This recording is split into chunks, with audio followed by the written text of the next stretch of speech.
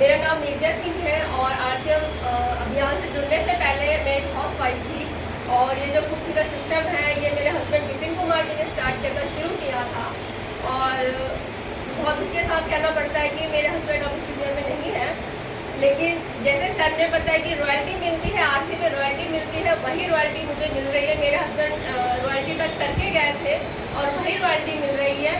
और आप देखिए कि जो लोग, बहुत सारे लोग जो ऐसे होते हैं जो यकीन नहीं करेंगे कि हाँ भी ऐसी कोई रॉयल्टी नाम की चीज़ होती है जो आरसी में मिलती है, वो यकीन नहीं करते, लेकिन सच में मिलती है। मैं गीता जागते उदाहरण हूँ कि आरसीएम में जीते जी भी पैसे आते हैं और नहीं रहने के भी बाद पैसे आते हैं, क्योंकि काम तो हम सब करते हैं, हर जगह करते हैं। मेरा हस्बैंड भी काम कर रहे थे, टीचर थे, वो टीचिंग कर रहे थे और साथ में पार्ट टाइम मेरे हस्बैंड ने ये आरसीएम बिजनेस शुरू किया था। और कहते हैं कि कुछ चीज़ हमारे हाथ में नहीं होती। एक दिन हमारे साथ ऐसा हो गया कि विपिन जी हमें छोड़कर चले गए, दुनिया में नहीं रहे। और मैं एक हाउस वाइफ थी, उस वक्त मैं घर से निकलती नहीं थी, मुझे कुछ भी नहीं आता था जो घर के बाहर का होता था। घर संभालना तो मुझे आता था, लेकिन मैं बाहर कभी निकली नहीं तो वो चीज़ मुझे नहीं आती थी। लेकिन इस आरसीएम की वजह से, इस खूबसूरत सिस्टम की वजह से मेरे घर में उनके जाने के बाद भी वैसे ही इनकम आती है जैसे उनकी जीते जी रहती थी।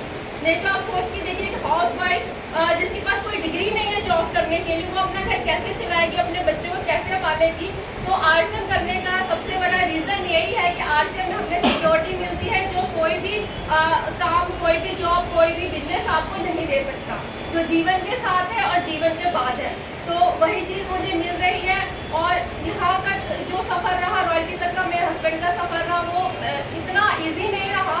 लोगों ने जब उन्होंने शुरुआत करी तो लोगों ने बहुत डीमोटिवेट करने की कोशिश की, बहुत उल्टा सीधा जैसे बोल के, अच्छा अब पढ़ाने के साथ आप तेल भी बेच रहे हैं, पढ़ाने के साथ साथ आप मसाले भी बेच रहे हैं।